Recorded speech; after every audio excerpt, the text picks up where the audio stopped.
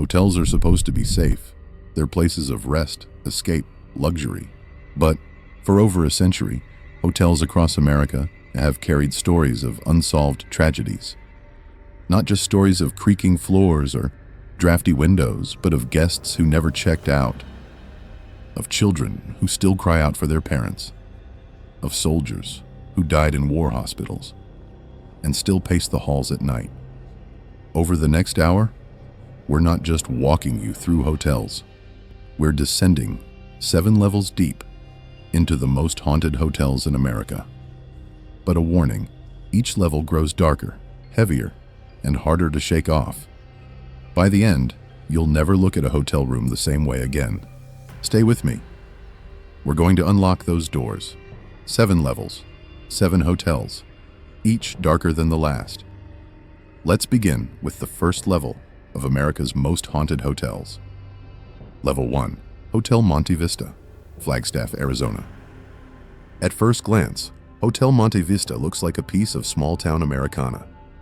Opened in 1927 in Flagstaff, Arizona, it's surrounded by bars, shops, and neon lights. For years, it was the heart of the town, a gathering spot for locals, a favorite stop for Hollywood stars traveling Route 66. Clark Gable, John Wayne, even Humphrey Bogart stayed here. But behind that classic charm, Monte Vista has a reputation that terrifies even the locals. Its rooms are never truly empty. The most famous haunting centers around room 305. Guests who've stayed there tell the same unnerving story. The rocking chair. An old wooden chair by the window that moves by itself. One couple said they checked in late at night and heard the steady sound of creaking wood. When they turned on the light, the chair was rocking back and forth. Slow, deliberate, as if someone invisible had just gotten up from it. They tried moving the chair to the corner, but hours later, it was back by the window, rocking again. And it's not just the chair. People sleeping in 305 report waking to see a shadowy figure sitting in it, watching the street below. One man swore he felt the figure breathe against his neck before vanishing when he turned around. Then there's the phantom bellboy. Guests across different decades have complained to the front desk about being woken by knocks on their doors in the middle of the night.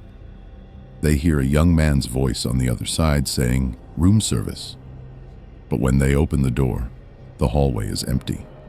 No footsteps, no cart, just silence stretching down the corridor. One terrified traveler told staff he ignored the knock, only to hear the handle jiggle, like someone was trying to force their way inside. When he finally swung the door open, no one was there, but the chair by his bed was gently rocking. The stories don't stop there. The Monte Vista was once a hub for crime during Prohibition. Bootleggers, gamblers, and fugitives used it as a hideout. Some of their spirits are said to linger. 2 prostitutes were murdered in room 306, their bodies thrown from the window. Guests today say they feel cold hands grab at their ankles while they sleep, or they wake to see figures standing over them before dissolving into the air. Down in the basement, staff whisper about the shadows. One janitor quit on his first night after seeing a man in old-fashioned clothes walk straight through the furnace room wall. Another staff member claimed he felt something brush against him in the dark, though he was alone. Even the lobby isn't safe. Bartenders report glasses sliding off counters on their own. A cocktail waitress once quit mid-shift after she heard laughter behind her when the bar was empty.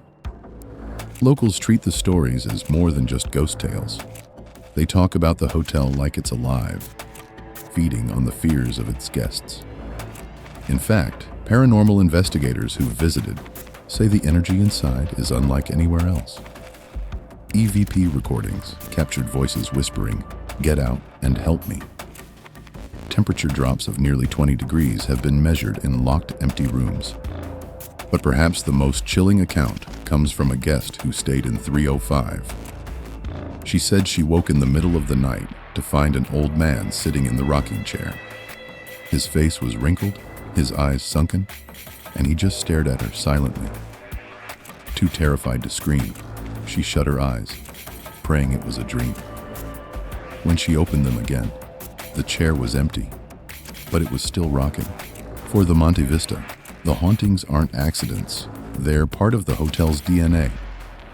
Built during a time of crime, tragedy, and hidden violence, it seems to have trapped the energy of everything that's happened inside its walls. And once you check in, that energy watches you. So here's the question. If you were handed the key to room 305, would you dare to spend the night? Would you sit in that rocking chair, knowing someone invisible might already be there? Or would you lie awake, counting the seconds, waiting for the inevitable knock at your door? A chair that rocks itself. A bellboy who knocks without a body. If a single room can watch you sleep, imagine a whole building built on war and fever. The next lobby remembers stretchers, bone saws, and children who never went home. Boots are already lining up in the hallway. Level 2, the Marshall House, Savannah, Georgia. Savannah is already known as one of the most haunted cities in America. But even in a city full of ghost stories, the Marshall House stands apart. When you first walk up to it, the building doesn't scream haunted. It's beautiful, with tall windows, wrought iron balconies, and a proud history stretching back to 1851. Guests check in expecting Southern charm, a cozy stay, and maybe a ghost tour or two out in the city. What most of them don't realize is that they've already booked a room inside one of Savannah's darkest chapters, a hotel built on death. During the Civil War, the Marshall House wasn't just a hotel. It became a Union hospital. Soldiers with shattered limbs and bullet wounds were brought in by the dozens. Amputations were common. Surgeons worked tirelessly, but medicine back then was brutal and unforgiving. Many soldiers never left alive, and when the yellow fever epidemics hit Savannah in the late 1800s, the hotel once again became a place of suffering. Families brought in their sick children, hoping doctors could save them. Many of those children died in the very rooms where guests now sleep. Even if you didn't know that history, you'd feel it the moment you walk inside. Guests describe a heaviness in the air, like the building itself remembers everything. The boots in the hallway.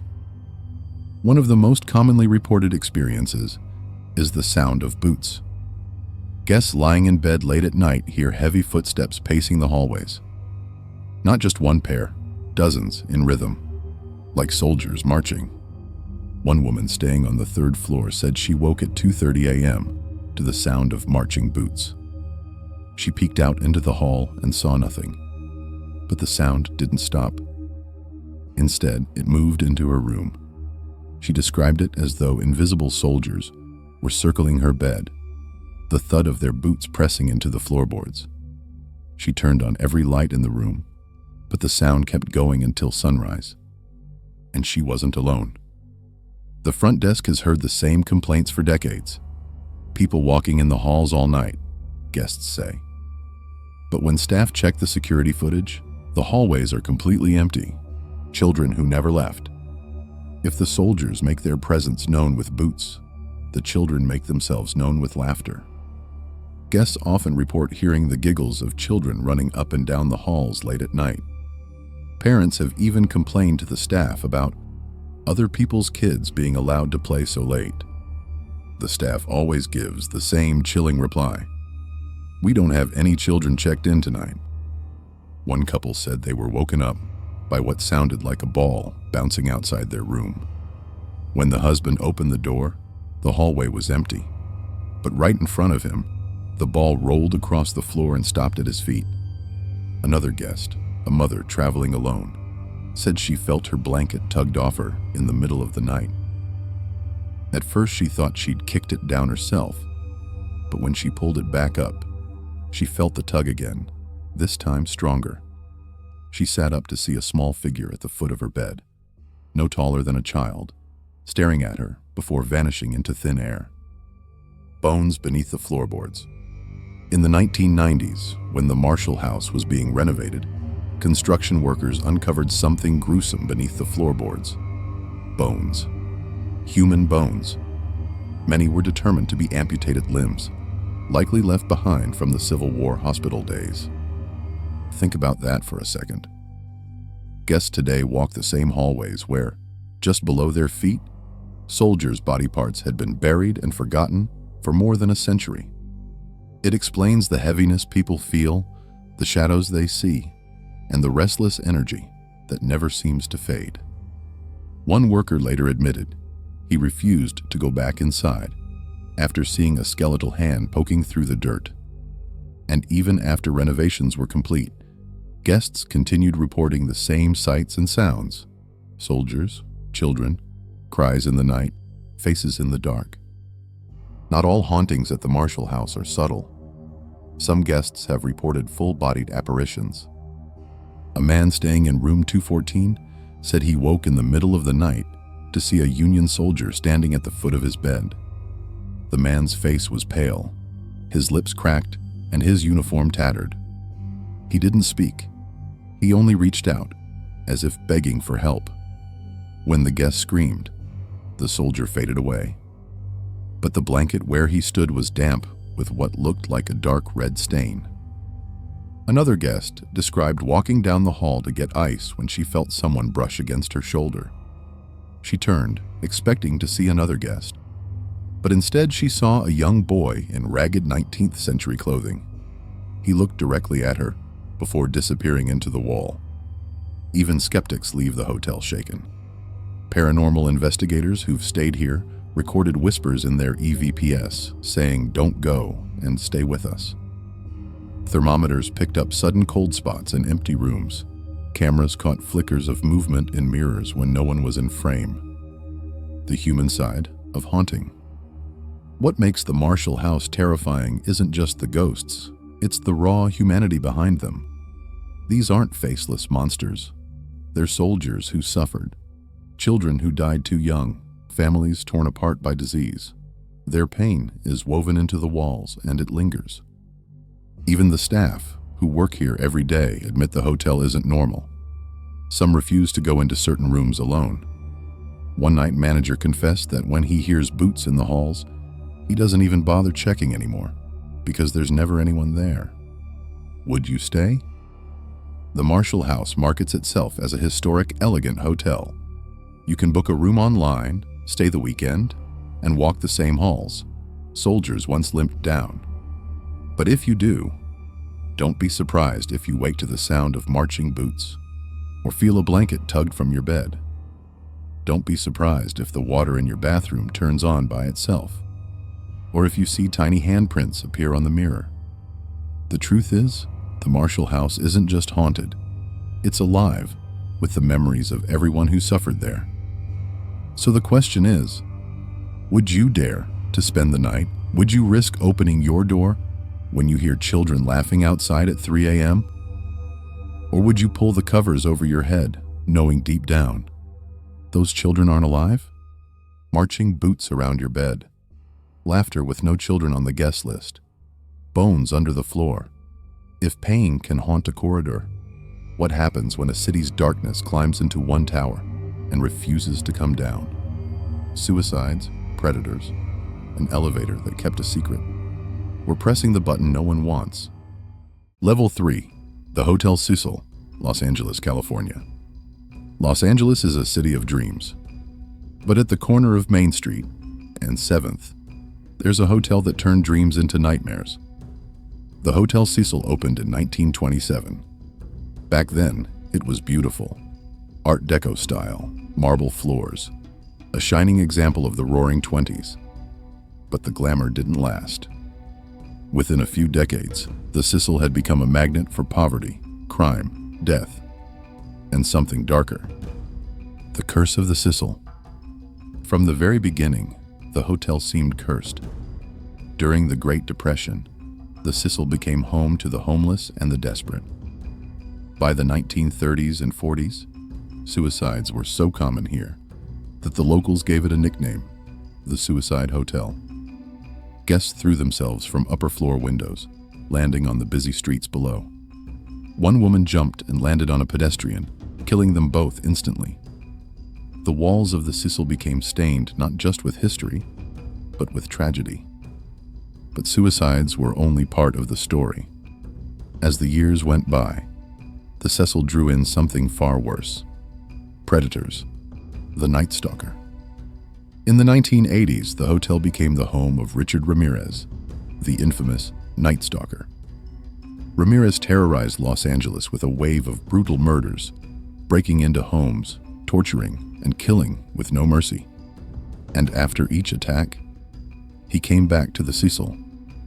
Residents say Ramirez would return to the hotel, sometimes with blood still on his clothes.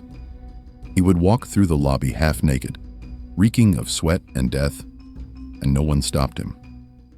The Cecil was the kind of place where nothing shocked anyone anymore. Decades later, another killer, Jack Unterweger, an Austrian journalist, also lived at the Cecil while committing murders in Los Angeles. Two serial killers, same hotel. Coincidence? Or something about this building that calls to evil men?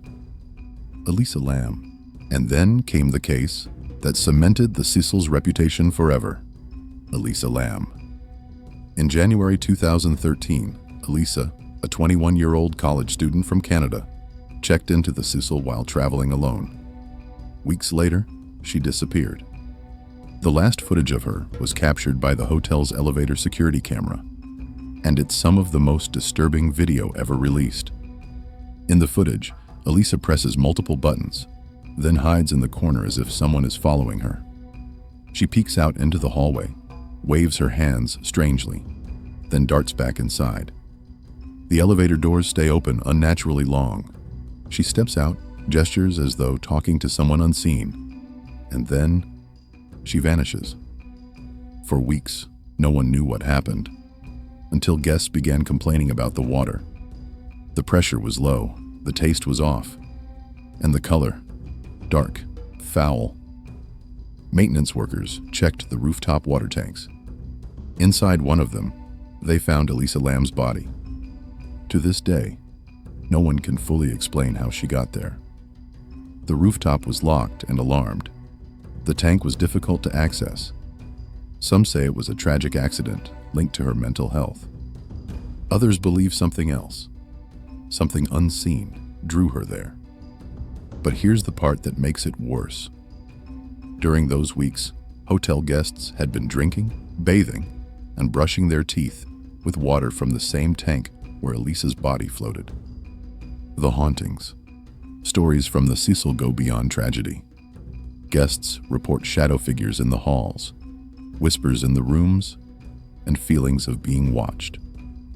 One visitor said she woke in the night to find a pale woman sitting on her bed, her eyes black and hollow. The woman whispered something she couldn't understand before fading into the air. Others tell of phones ringing in empty rooms, knocks at their doors when no one is outside, and elevators that stop on floors with no passengers. Security guards who've worked there at night talk about hearing screams echo from empty hallways. Some refuse to go above the 10th floor alone. A building that feeds on darkness. The Cecil isn't just a hotel. It's a magnet for misery. With more than 80 recorded deaths inside its walls, it's been called cursed, even evil. Some paranormal investigators believe the building itself has absorbed decades of despair. That energy feeds on guests, twisting tragedies into legends. Think about it. Serial killers, suicides, unexplained deaths, and one of the most infamous mysteries of the 21st century, all in one hotel. Would you step inside? Today, the Cecil is closed for renovations, with plans to reopen under a new name. But no matter what they call it, the ghosts of the past remain. So imagine this. You step into that elevator, the same one Elisa Lam was last seen in. You press the button. The doors close. But what if they don't reopen where you expect? What if the elevator takes you somewhere else? Somewhere the Cecil has been waiting to show you all along? The question is, would you dare to stay a night in the most cursed hotel in America?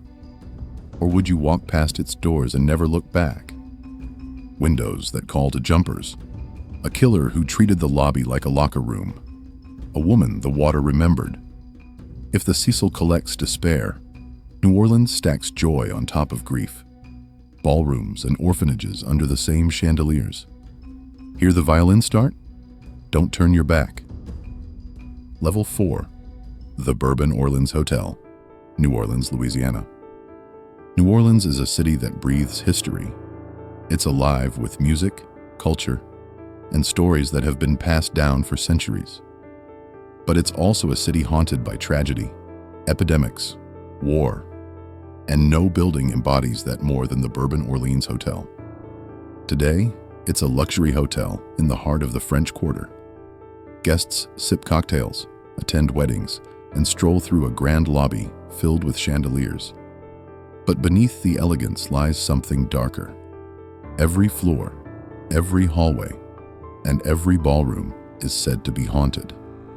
And when you learn the history of this place, you'll understand why. From dance hall to orphanage. In the 1800s, the site of the Bourbon Orleans wasn't a hotel. It was the Orleans Ballroom, one of the most famous social halls in New Orleans. Imagine it. Candlelight, music filling the air, wealthy Creole families dancing late into the night. The ballroom was alive with joy, laughter, and celebration. But over time, the building changed. By the mid-1800s, it became a convent and orphanage, run by the Sisters of the Holy Family, an order of African-American nuns. During this era, yellow fever swept through New Orleans. The convent overflowed with sick children. Many of them died inside those very walls. So when people say they hear the laughter of children echoing through the hotel today, it isn't just a ghost story. It's history. The ballroom ghost. One of the most famous spirits at the Bourbon Orleans is the ballroom dancer. Guests who wander into the grand ballroom late at night often report the same sight. A woman in a flowing dress, twirling alone across the dance floor. Her gown seems to shimmer faintly, as if lit by candlelight from another time. She dances silently, gracefully, until anyone approaches, and then she vanishes. One guest swore she heard the faint sound of violins playing as the ghostly woman spun in circles, her dress trailing behind her. The music stopped the second she entered the room, leaving her in complete silence. Is she the spirit of someone from those lavish balls in the 1800s? Or is she a lost soul, condemned to dance forever in an empty hall? The nuns in the halls? The convent days left their mark in another way. Many guests have reported seeing nuns in black habits wandering the corridors. They don't move quickly. They don't speak. They simply stand in the hallways, watching. One woman staying on the third floor said she woke in the night to see a nun standing at the foot of her bed, her face pale, her eyes sad. When she blinked, the figure was gone, but the sheets were damp, as if someone had been sitting there. Another guest opened her door to find two nuns standing silently in the hall. She thought it was part of some historical reenactment, until they both vanished before her eyes. The nuns are described not as threatening, but as deeply unsettling, like silent guardians who never found rest. The children of yellow fever. And then there are the children. So many young lives were lost to yellow fever in the orphanage years that the building seems to echo with their presence. Guests report the sound of children laughing, whispering, or crying. One man staying with his family complained to the staff about kids running up and down the hall late at night. The staff's response: "Sir, we don't have any children checked in tonight." Perhaps the most unsettling detail comes from a staff member who swears she saw a child's reflection in the mirror behind her while she cleaned a room. When she turned around, the room was empty. Echoes of soldiers and duels. The French Quarter saw its share of violence in the 1800s, and the Bourbon Orleans is no exception. Soldiers from the Civil War are said to haunt the halls, their boots echoing on wooden floors.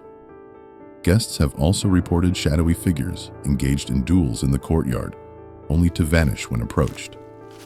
One security guard said He chased what he thought was an intruder down a hallway late one night. The figure wore a Confederate uniform. When the guard turned the corner, the hallway was empty, except for the strong smell of gunpowder hanging in the air. The most haunted hotel in New Orleans. Paranormal investigators who've studied the Bourbon Orleans say it may be the most haunted hotel in all of New Orleans. Reports include cold spots that move like something unseen walking past, voices whispering names when no one is around, lights flickering even after electrical inspections, guests waking with the sensation of someone holding their hand. And these stories aren't just from tourists looking for a thrill. Staff members who spend every day inside these walls back them up. Some even refuse to work certain shifts alone. Would you dare? What makes the Bourbon Orleans so terrifying isn't just the ghosts. It's the layers of history behind them. You're not just staying in a hotel. You're sleeping in a ballroom where dancers still twirl, in a convent where nuns still walk, in an orphanage where children still cry. So here's the question. If you found yourself in the ballroom at midnight and you heard faint music begin to play, would you dance with the figure in the gown? Or would you run, knowing that the partner waiting for you isn't alive? A dancer who twirls alone, nuns who never blink, tiny handprints on the mirror you just cleaned. If a hotel can split itself between celebration and sorrow, what happens when beauty is the disguise? White columns, long porches, and a mirror some swear steals faces. Pack your courage. Level 5, the Myrtles Plantation, St. Francisville, Louisiana. Some hotels only became haunted after decades of tragedy. The Myrtles Plantation seems to have been haunted since the moment it was built.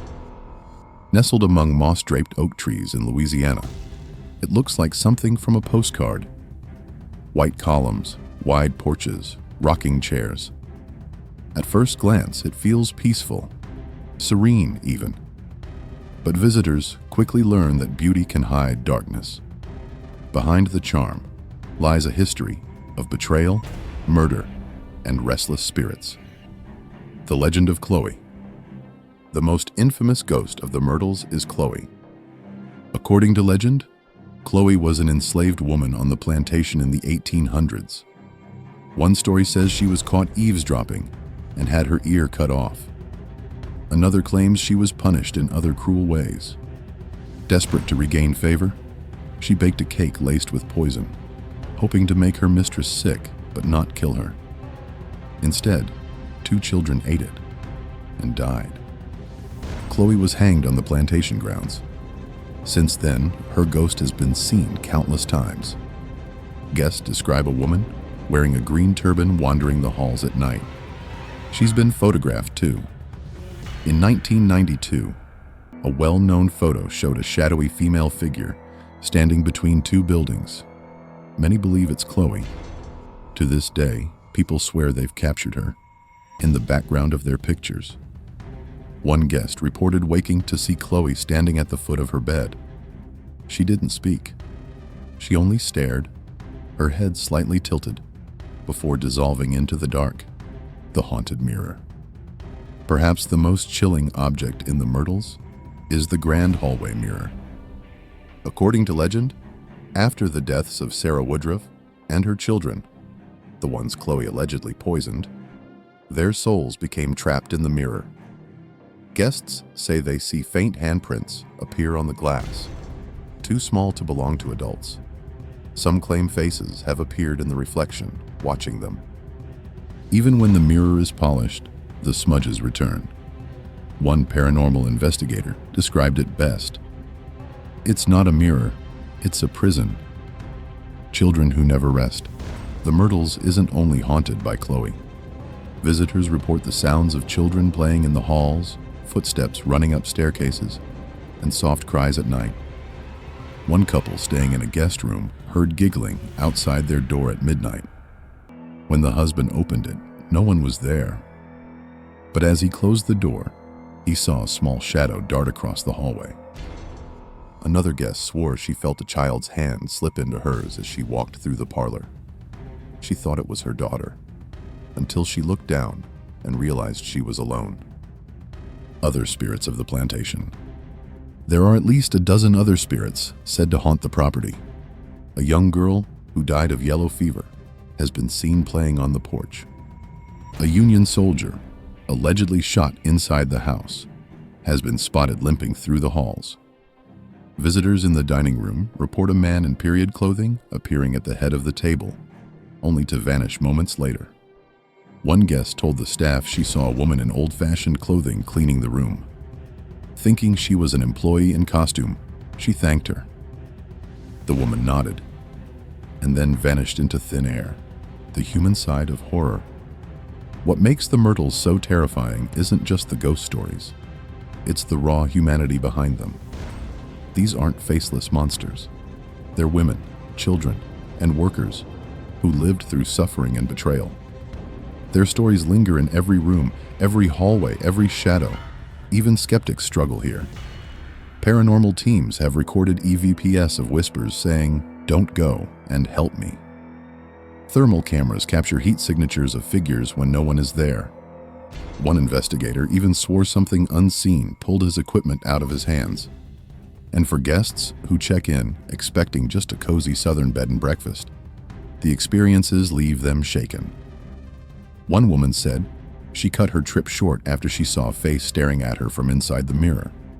Another admitted she didn't sleep at all because she felt someone sitting on her bed, breathing beside her all night long. Would you stay the night? The Myrtles Plantation markets itself as one of the most haunted inns in America. You can book a room, walk the grounds, and stare into that infamous mirror yourself. But the question is, would you? If you saw Chloe in the hallway, would you follow her? If you heard a child's laughter, would you open your door? If you looked into the mirror and saw a face that wasn't your own, would you keep looking?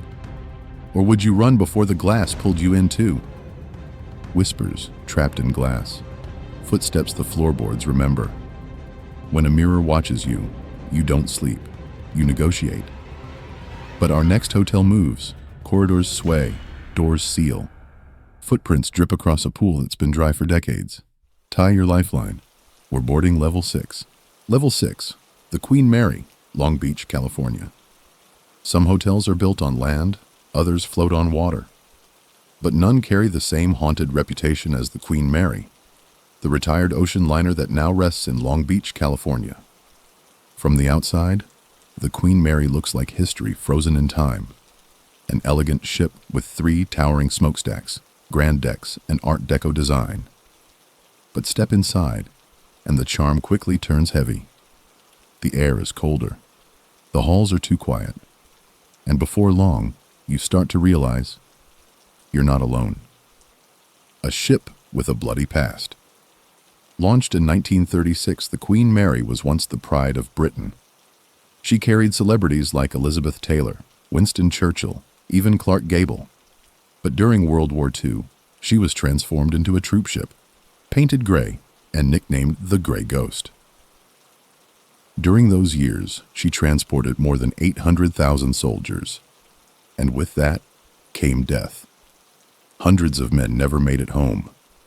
Some died on board, some were injured in horrific accidents, and in 1942, the Queen Mary accidentally struck and sank a smaller ship, the HMS Curacoa, slicing it in half. Over 300 men were killed instantly. Survivors claimed they could hear the screams in the water as the Queen Mary sailed on, unable to stop. That tragedy alone left an imprint. But add in decades of passengers, accidents, and suicides, and you begin to see why so many believe this ship is cursed. Door 13. The Crushed Sailor. One of the most infamous hauntings is tied to Door 13 in the engine room. During wartime, a young sailor was crushed to death by one of the massive watertight doors. Today, visitors report seeing him wandering the area in blue coveralls. Some say he even greets them before vanishing. Others feel a sudden coldness by the door, as though the tragedy is still playing out. One woman on a guided tour swore she saw the sailor's face reflected in the glass of a control panel. When she turned to look, no one was there. Cabin B340, too haunted to rent. Then there's Cabin B340. This room has such a dark reputation that for years, the hotel refused to rent it out. Guests who stayed there reported violent disturbances, sheets ripped off in the middle of the night, faucets turning on by themselves, pounding on the walls. One man woke up to find the blankets pulled tight across his face, as though someone was holding him down. Another reported hearing voices, whispering his name from the dark corners of the room. Today, B340 is open again, but it's rented out with warnings, and even comes with a chest of paranormal tools like a Ouija board, holy water, and a Bible. That should tell you everything you need to know. The pool that never empties. The Queen Mary once had 2 lavish swimming pools, but they've been closed for decades. Still, people insist the pools aren't empty. Visitors report the sound of splashing water, echoes of laughter, wet footprints appearing across the tiles, leading nowhere. One story tells of a little girl named Jackie who drowned in the pool decades ago. Tourists claim they still hear her voice calling for her mother. Paranormal investigators have captured recordings of a child's voice saying, "Don't go." A security guard patrolling the area swore he heard a ball bouncing. When he followed the sound, it rolled right across the floor in front of him. But when he bent to pick it up, it vanished. Echoes everywhere. The hauntings on the Queen Mary aren't limited to one room. They're everywhere. Guests hear footsteps pacing the decks at night, even when no one else is around. Doors slam shut with no explanation. Shadows flicker past in empty corridors. One man staying overnight said he woke to the sound of someone breathing heavily next to his bed. When he turned, he saw a man dripping wet, as though he had just drowned. The figure stared for a moment, then disappeared, leaving the sheets soaked with water. Another guest swore she felt someone tugging at her sleeve while she walked the main deck. When she turned, there was no one there, but a shadow slid past on the wall. Investigations that confirm the fear. The Queen Mary has been studied by countless paranormal investigators. Shows like Ghost Adventures and Most Haunted filmed episodes here, capturing eerie EVPs, shadows, and unexplained bangs. Even skeptics leave unsettled. The Queen that never sleeps. Even in retirement, the Queen Mary refuses to rest. And maybe that's the scariest part. Hotels can be renovated. Names can be changed. But a ship like this, soaked in tragedy, blood, and fear, holds on to everything. So if you ever find yourself on board, ask yourself, would you dare to spend a night in cabin B340? Would you walk past door 13 alone? Would you step into the empty pool room, knowing you might hear a child's voice echoing back? Because on the Queen Mary, the dead don't stay quiet. And the ship that once carried thousands across the ocean now carries something else. Every soul that never left. A sailor crushed behind a steel door. Wet footprints that vanish into air. A cabin so hostile it comes with holy water. If a ship can keep every soul it carried, what does a mountain hotel keep when a writer wakes screaming and writes The Shining the next day? Lights down, hard up, final level, level 7. The Stanley Hotel, Estes Park, Colorado. High in the Rocky Mountains of Colorado sits a hotel so famous for its hauntings that it inspired one of the most terrifying horror novels of all time, The Shining. The Stanley Hotel is breathtaking at first sight. White walls, red roof, surrounded by endless peaks. It feels like a mountain palace, a place built for peace and retreat. But as soon as you step inside, the atmosphere shifts. The silence is too heavy, the halls are too long, and it doesn't take long to realize this place is alive, but not with the living. The hotel that inspired a nightmare. In 1974, Stephen King and his wife stayed at the Stanley Hotel. They were the only guests on the property that night, just before the hotel closed for the season. Wandering the empty halls, King said he dreamed of his young son being chased through the corridors by a fire hose that came to life. He woke up in a sweat, and the seed of The Shining was planted. If the hotel could inspire one of the most chilling books in history, you know its ghosts must be unforgettable. Room 217, where it begins. The most famous room in the Stanley is 217. In 1911, a housekeeper named Elizabeth Wilson was injured in a gas explosion in that very room. She survived, but according to countless guests, she never left. Couples who stay in 217 often report strange activity. Luggage is unpacked for them. Shoes are neatly lined up. Lights turn on and off. Some even claim they feel the bed dip beside them, as though someone invisible has laid down to rest. One guest swore she felt a cold hand brush against hers in the dark. Another woke to find the closet door slowly creaking open by itself. And when they called the front desk, the staff just smiled and said, "That's Mrs. Wilson." She still likes to check on her guests, the music room, and the piano.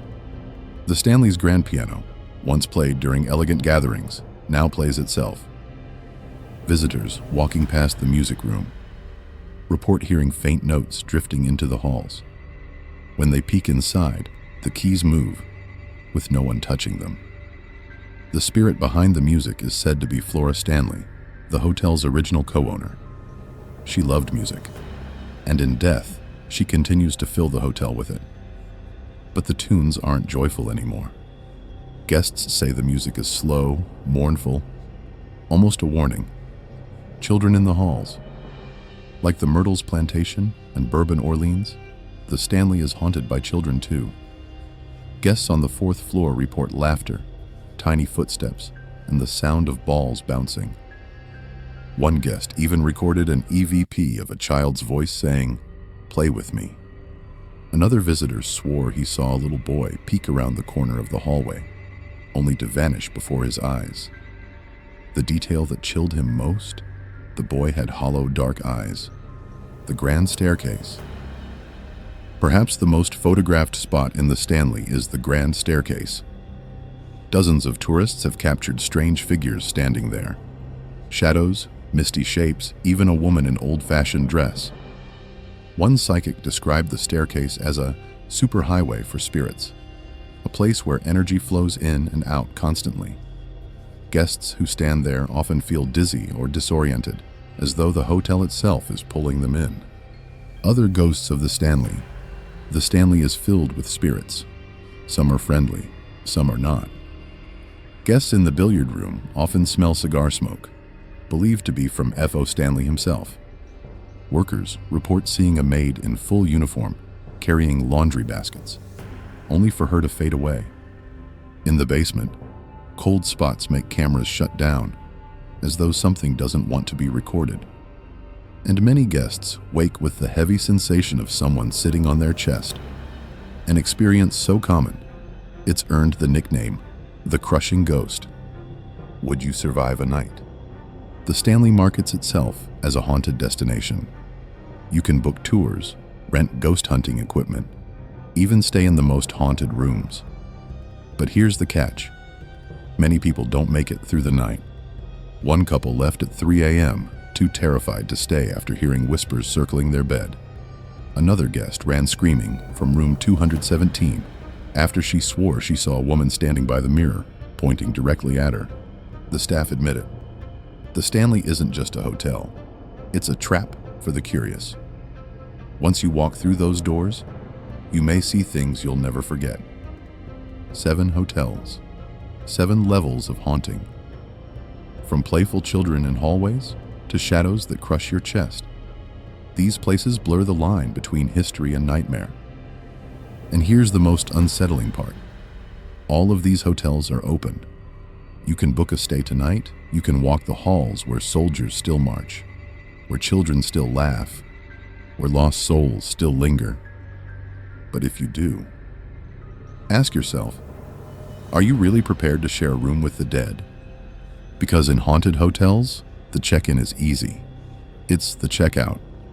That isn't guaranteed. If this journey sent chills down your spine, there are more stories waiting for you. Hit subscribe and turn on the bell, because this is only one part of America's haunted history. Drop a comment. Which of these 7 hotels would you dare spend a night in? Or better, have you already? And don't forget to share this video with someone who thinks they'd be brave enough. Because in the world of haunted places, curiosity isn't just dangerous, it's deadly.